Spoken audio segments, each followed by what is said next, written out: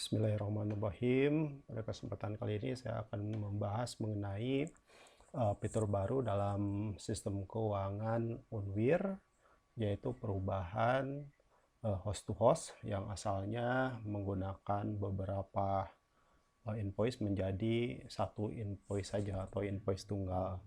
Pertama kali kita login dulu. Nah, kita akses langsung menu H2H ya atau host to host. Nah, ini seperti biasa tampilannya mirip dengan yang sebelumnya, tetapi yang berbeda adalah ada nomor invoice di sini, dan kalau sebelumnya ada cicilan 1, cicilan 2, cicilan 3, sekarang diganti bayar ke 1, bayar kedua, dan bayar ketiga gitu ya. Nanti akan saya jelaskan lebih lanjut. Kita mulai saja dulu, kita cek di sini. Misalkan kita mulai untuk melihat sebagai contoh fakultas ilmu pendidikan gitu ya. Ini ada prodi, ada PBDSI, saya contoh saja.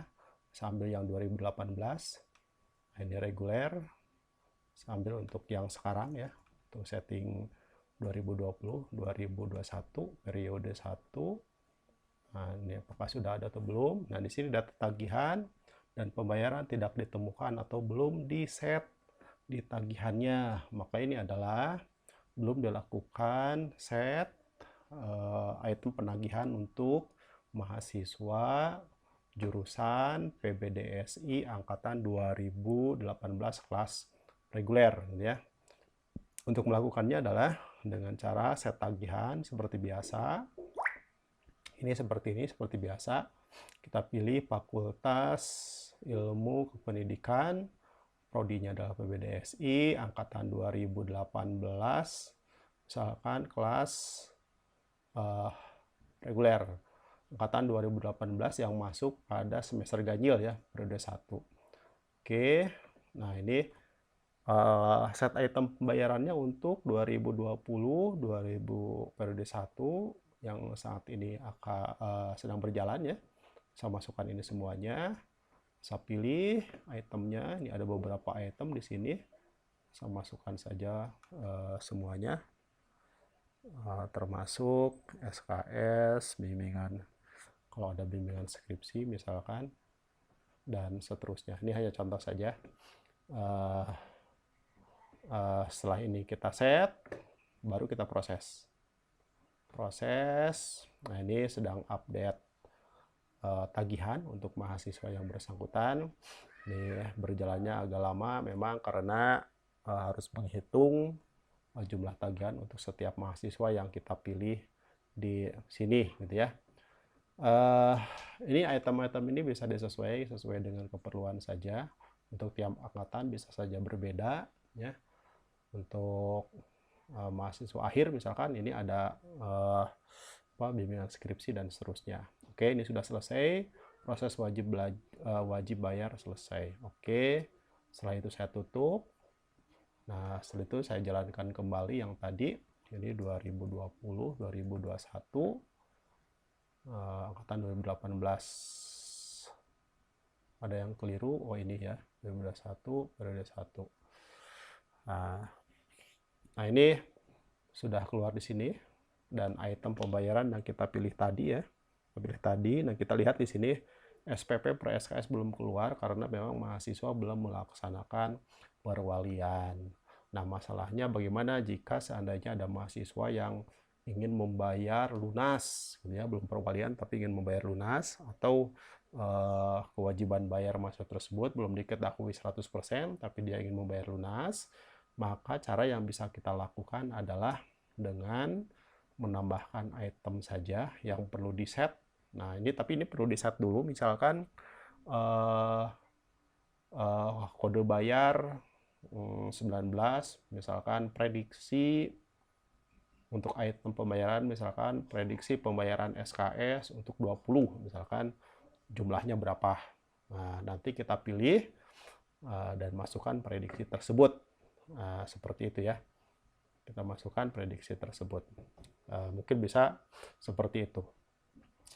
Untuk selanjutnya ini kan wajib bayar ini baru dihitung berdasarkan ini. Ini belum dikirim ke bank, jadi pembayaran wajib ini belum dikirimkan ke bank. supaya wajib pembayaran ini bisa dikirimkan ke bank dan dibaca oleh bank, maka kita perlu men-set yang ditagihkan ini beserta menggenerate nomor invoice-nya. Nah, untuk melakukan itu kita tinggal update tagihan saja. Update tagihan, oke. Kita tunggu beberapa saat. Nah, ini sudah selesai ya. Ini nomor invoice, ini yang ditagihkan ke bank. Nah, jika ada seorang mahasiswa yang memang itemnya ini berbeda, misalkan ya, itemnya berbeda, bisa dimasukkan di sini dengan cara yang seperti tadi. Setelah dimasukkan, baru update tagihan lagi, sehingga yang ditagihkan ke bank itu adalah menjadi tagihan yang terbaru dengan nominal yang terbaru. Sekarang untuk pembayaran ke mahasiswa cukup dengan menggunakan satu invoice saja, dan mahasiswa bisa melihat invoice ini di portal mahasiswa ya sebelum melakukan proses pembayaran. Nah, ini cara penentuan tagihan ya, men-set tagihan secara manual. Kita juga bisa menggunakan cara yang paling cepat kalau kita tidak menginginkan set tagihan seperti ini, satu per prodi dan seterusnya agak lama mungkin ya. Kita bisa cara yang tercepat. Saya coba ulangi lagi. Misalkan saya coba untuk fakultas yang belum kita pakai, pertanian ya. Pertanian, ininya all 2000-2001, kita lihat ini belum ada nih. Maka kita bisa copy saja dari histori pembayaran semester sebelumnya, yaitu dengan menggunakan copy tagihan. Copy tagihan, nah misalkan ini pertanian. Nah, pertanian, ini kelasnya misalkan reguler. Tahun akademik asal yang akan di copy misalkan 2019-2020 periode 1. Ini di copy ke tahun aktif sekarang, misalkan 2020-2021 untuk periode 1. Jadi item-item pembayaran yang mahasiswa pada tahun akademik ini akan di-copy ke sini, termasuk jumlah atau termasuk mahasiswanya. Perlu diperhatikan copy tagihan ini karena sekarang posisi semester ganjil, maka ada mahasiswa baru, maka dengan copy tagihan ini mahasiswa baru itu tidak bisa dikopikan karena sebelumnya belum ada transaksi untuk mahasiswa yang bersangkutan gitu ya. Kita proses saja. Nah, ini data tagihan sebanyak 848 berhasil dikopikan. Oke, close gitu ya. Kita lihat di sini, kita update lagi pertanian prodinya semua tadi mungkin ya. Angkatannya juga semua. Ininya 2020, 2021. Ini periode 1. Oke, kita lihat. Agak lama karena semakin banyak mahasiswa yang ditagihkan. Tadi hampir semua angkatan, nah yang sudah keluar ini. Nah, ini cara yang tercepat gitu ya. Untuk selanjutnya tetap saja untuk update invoice dan yang ditagihkan kita tinggal update tagihan saja. Seperti ini. Tunggu kita beberapa saat hingga muncul atau hingga keluar jumlah tagihan. Nah, ini ya tagihan. Nah, berikutnya jika ada sekarang ditambahkan fitur untuk pembayaran langsung ke bagian keuangan. Jadi tidak mesti ke bank, fitur untuk pembayaran secara manual juga bisa dilakukan. Caranya adalah cari dulu mahasiswanya yang akan membayar, misalkan ini ya, bayar tagihan, klik bayar tagihan. Nah, ini tahun akademiknya Sera De Paul, ini nomor invoice wajib bayar segini, yang ditagihkan segini. Misalkan akan membayar berapa? Nah, misalkan akan membayar lunas gitu ya. Lunas itu berarti 2685000 untuk cicilan pertama. Nah, fitur ini juga bisa digunakan untuk mahasiswa yang mendapatkan beasiswa. Jadi bisa diinput secara manual di sini gitu ya. Yang mendapatkan beasiswa sehingga dia bisa melakukan perwalian.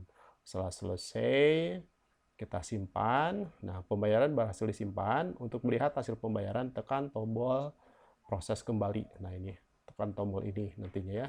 Karena kalau tidak tekan tombol itu, ini tidak ada pembayarannya. Kita lihat proses dulu ini. Nah, kita lihat, berarti diulang lagi, dibaca lagi, gitu ya.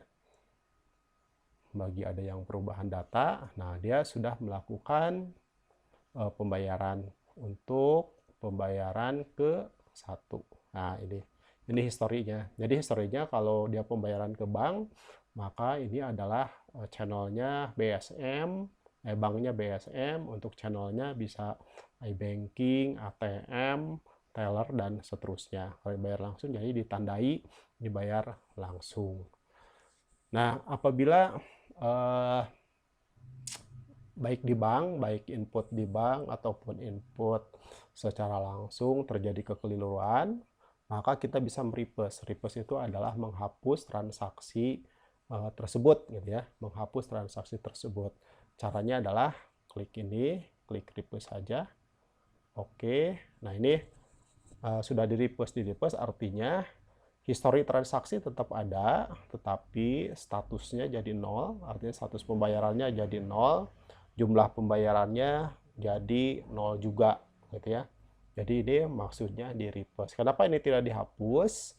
Karena ini untuk mendeteksi apabila terjadi kesalahan penghapusan, gitu ya. Kita bisa deteksi di sini historinya masih tetap ada, walaupun pembayaran dilakukan ke bank atau pembayaran diinput langsung oleh bagian keuangan, gitu ya.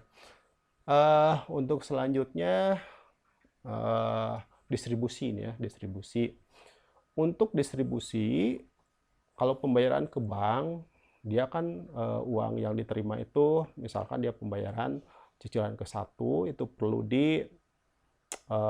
artinya perlu didistribusikan ke item pembayaran ini, maka kita perlu artinya mendistribusikannya. Distribusi itu sebenarnya dilakukan secara otomatis, tetapi dilakukan per hari ya, per hari setiap tengah malam. Nah, kenapa tidak per jam atau per menit? Karena itu akan mengganggu kinerja server karena berulang terus-menerus. Atau kalau kita ingin paksakan untuk distribusi ini, kita bisa tekan tombol redistribution, gitu ya. Kita tekan, nah ini distribution update, dan artinya distribusi telah selesai dilakukan. Untuk mengetahui perubahannya, kita tinggal tekan proses ini saja. Untuk berikutnya, melihat laporan ya, distribusi laporan, kita bisa list pembayaran ini. Nah, ini berbeda dengan yang sebelumnya karena memang ada perubahan pola pembayaran ya. Pola pembayaran. Nah, kita lihat. Nah, ini yang telah melakukan pembayaran tadi ya. Ini untuk kelas reguler, kelas teknik dan seterusnya. Kalau ada yang lain, maka ini akan masuk juga ke sini. Kita bisa lihat juga di sini. Oke. Berikutnya, nah ini apabila ada mahasiswa yang harusnya ditagihkan, yang harusnya tidak ditagihkan, tetapi masuk ke tagihan ini, kita bisa menghapus mahasiswa tersebut. Caranya adalah tentu saja cari mahasiswanya, kita hapus. Ya, hapus mahasiswa. Nah, penghapusan ini perlu diperhatikan, maka ini akan menghapus yang pertama tagihan jika sebelumnya dia melakukan pembayaran atau riwayat tagihan, maka dia akan dihapus semuanya. Jadi perlu hati-hati menggunakan fitur penghapusan ini. Ya, ini dilakukan jika memang mahasiswa tersebut sudah tidak aktif lagi atau sudah tidak lulus yang tidak perlu melakukan pembayaran apapun ya.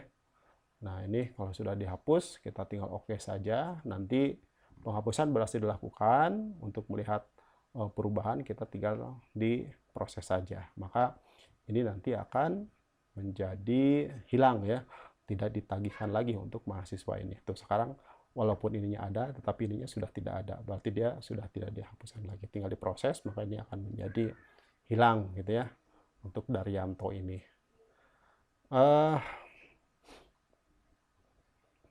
Nah, yang terakhir tuh Daryanto jadi hilang. Nah, yang terakhir jangan lupa apabila terjadi update item pembayaran di sini, atau kita telah menginputkan item pembayaran mengenai praktikum dan seterusnya, maka supaya item baru tersebut ditagihkan ke bank, kita wajib menekan update tagihannya juga. Artinya diupdate lagi jumlah tagihan yang dikirim ke bank. Nah, ini tandanya biasanya angka wajib bayar dengan yang ditagihkan itu beda, ya. Nah, beda. Maka ini perlu disinkronkan lagi dengan wajib bayar. Karena yang ditagihkan ke bank itu yang ini, sedangkan ini adalah merupakan hasil perhitungan dari ini. Nah, nanti histori kalau dia sudah bayar cicilan pertama, ya akan ada di sini, bayar cicilan kedua, bayar cicilan ketiga, dan seterusnya, ya, bayar cicilan ketiga dan seterusnya. Maka riwayat pembayaran juga akan ada di sini. Dia bayar berapa kali, ya? Dia bayar berapa kali akan terlihat di sini. Nah, mungkin itu saja mengenai fitur baru dari pembayaran host to host, gitu ya. Saya rasa mungkin perlu dicoba terlebih dahulu ya. Oke, terima kasih. Wassalamualaikum warahmatullahi wabarakatuh.